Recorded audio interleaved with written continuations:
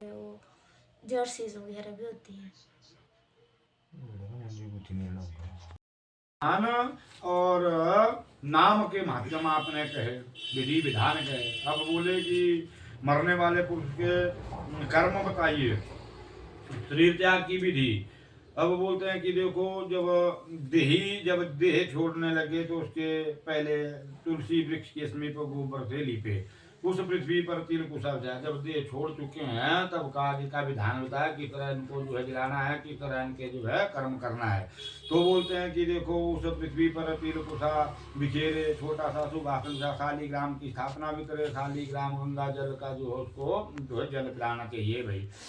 तो जहाँ शालीग्राम और जिस पाप और भयनाशनी भगवान शालीग्राम की मूर्ति स्थापित हो, मृत्यु होने वाले की निश्चित ही मुक्ति होती है। तुलसी वृक्ष की छाया जहाँ हो, मनुष्य सर्वदा दुर्लभ मुक्ति होती है। जिस घर में तुलसी हो, तीर्थ यमदूत कभी नहीं जाते। तुलसी मंजरी से युक्त प्राण जो कोई छोड़ता है तो बोलते हैं वो भी कहा गया सैकड़ों पापों से युक्त होकर भी यमलोक नहीं जाता, स्वर्ग जाता। तुलसी का पत्ता मुख में रहकर हर कुशाओं के आसन पर जो प्राण छोड़ता है, निपुत्र भी हो तो बोलते हैं विष्णु लोक जाता है। भगवान बोलते हैं तिल और कुशा द्रव हुई कुशा और तुलसी बड़ी पवित्र कही गई है, और नरक जाने वाले की रक्षा भी करते हैं और इसका सदगति भी मिलती है। भगवान बोले तिल भगवान कहते हैं मेरे पसीने से उत्पन्न है, इसलिए यह पवित्र है।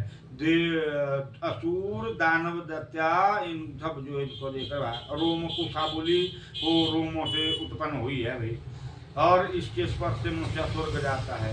भगवान कहते हैं कि कुशा के मूल भाग में ब्रह्मा जी का निवास है, मध्य में भगवान विष्णु जी का, और अग्र में चूड़ी में जो है भगवान शंकर जी का निवास होता है।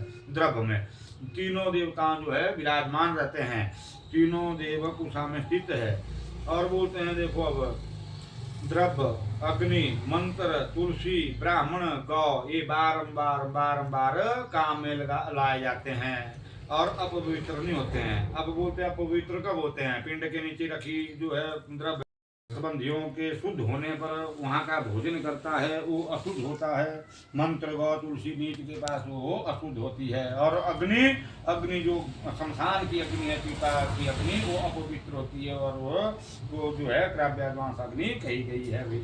अब बोलते हैं कि इस प्रकार जो है गोबर से लीपे तीन और फिर बोले कि इस प्रकार जो है वहाँ पर ये उसके मुख में पंचरत्ना डाले, शालीग्राम का जल पिलावे। शालीग्राम का धोबन जल बिंदु मात्र भी यदि मरणाशील को मिल जाए तो उसके पाप करते हैं। ये अंतिम संस्कार, अंतिम के समय की बात कही भाई।